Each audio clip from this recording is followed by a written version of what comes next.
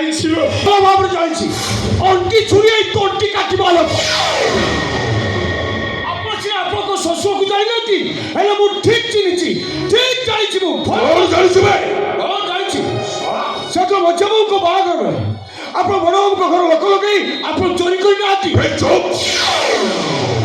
ନୂଆ ମା ଆପଣଙ୍କ ପାଇଁ ମରି ଯାଇଛନ୍ତି ମଝିବାବୁ ଆପଣଙ୍କ ପାଇଁ ପାଗଳ ହେଇଯାଇଛନ୍ତି ଦେଖୁଛୁ ବାପା କେମିତି ତାହା ମିଛ ଗୁଡାକ ସବୁ ମୋ ନାଁରେ ଗପି ମିଛ କହୁଛୁ ମୋ ଭଳି ମଣିଷ ମିଛ କହୁଛି ମୁଁ ମିଛ କହୁଛି ମିଛ ବାହାଘର ଖାଇବା ପିଇବା ବେଳେ ପାଚେରୀ ପାଖରେ ଆପଣ 3-4 ଜଣ ଲୋକ ସହିତ କଥା ହଉନଥିଲେ କି କଥା ହଉଥିଲେ କଣ କଥାବାର୍ତ୍ତା ହଉଥିଲେ ତୁ ଯଦି ଏ କଥା ଜାଣିଥିଲୁ ତାହେଲେ ଆଜି ପର୍ଯ୍ୟନ୍ତ କହୁନଥିଲୁ କଣ ପାଇଁ ପଚାର ବାପା ସେଇ କଥାଟା ତାକୁ ଟିକେ ଭଲ ଭାବରେ ପଚାର ତାକୁ ବଡ ବଡିଆଙ୍କ କଥାରେ ମୁଣ୍ଡ ପୁରେଇଲେ ନିଜ ମୁଣ୍ଡଟି କଟିଯିବାର ସାର ହବ ତୁ ଯେତେବେଳେ ଏତେ ବଡ କଥା କହିସାରିଲୁ ତୁ କଣ ଭାବିଛୁ ତୋ ମୁଣ୍ଡଟା ନ କଟି ଆଉ ରହିବ ବାବା ପ୍ରସନ୍ନ ଆଜ୍ଞା ତମେ ଭିତରକୁ ଯା କିନ୍ତୁ ବାପା ଓହୋ ଶିବୁ କଥା ମୁଁ ବୁଝୁଛି ଶିବୁର ମୋର କଥାବାର୍ତ୍ତା ହବା ତମେ ଚାଲ ବାବା ତମେ କାହିଁକି ଟେନସନ ହଉଛ ମୁଁ ଅଛି ନା ମୁଁ ତମର କିଏ ଶ୍ୱଶୁର ତମେ କିଏ ଜ୍ୱାଇଁ କିଏ ପୁଅ କିଏ ବାବା ତମେ ଟେନସନ ହବ ମୁଁ ଦେଖିପାରିବି ଚାଲ ତମେ ଆରେ ଯାଅ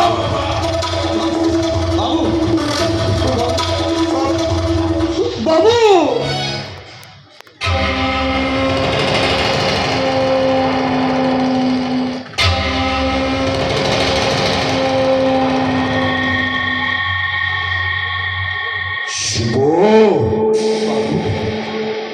ଶିବୁରେ ବାବୁ କାହିଁକି ନାଗ ସାପ ଲାଗୁରେ ହାତ ମାଲୁରେ ବାପା ଚଟ ତୁ ଜୟ ଖାଇବୁ ବାବୁ ଆପଣ ଯାହା ବି କହିପାରନ୍ତି ହେଲେ ମୁଁ ବଡ ବାବୁକୁ ଯାଇ ସବୁ ସତ କଥା କହିଦେବି ଲୋକ ଲଗେଇ ଆପଣ ତାଙ୍କ ଘର ଚୋରି କରୁଛନ୍ତି ଏ କଥା କାହିଁ କହିଦେବି ଭାଇ କଣ କହିବେ କଣ କହିବେ ଏଇ ଶଳା ନା ଥିବ ବାଉଁଶ ନା ପାଚିବ ପଇସି ଅନାନି ଛୁଞ୍ଚି ସୂତା ଆଣି ତୋ ମୁହଁଟାକୁ ସିଲେଇ କରିଦେବି ଆଉ କଥା କହିପାରିବୁନି କେମିତି ଆଉ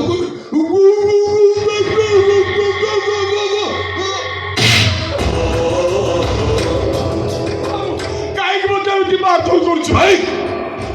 ତୋ ବାବୁଙ୍କ ଘରକୁ ମୁଁ ଯାଇଥିଲି ତୁ ଶଳା ଦେଖିଥିଲୁ ନା ମୁଁ ଯାଇ ସବୁ ସତ କଥା କହିଲି କଣ କହିଲୁ ନିଜ ଝିଅକୁ ରାଣୀ କରିବେ ବୋଲି ସାନ ମାକୁ ଆପଣ ମାରି ଦେଇଛନ୍ତି ଏ କଥା ଯାଇ ବଡ ବାବୁକୁ କହିଲେ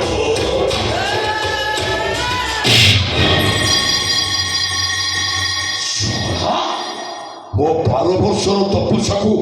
ତୁ ଶୁଖୁଆ ବୁଡ଼ାରେ ଦବୁ ଏମିତି କହି ମୋ ମୁହଁଟାକୁ ବହୁତ କଥା ନା କଣ ଭାବୁଛୁ ତୋ ମୁହଁଟାକୁ ମୁଁ କେମିତି ବନ୍ଦ କରୁଛି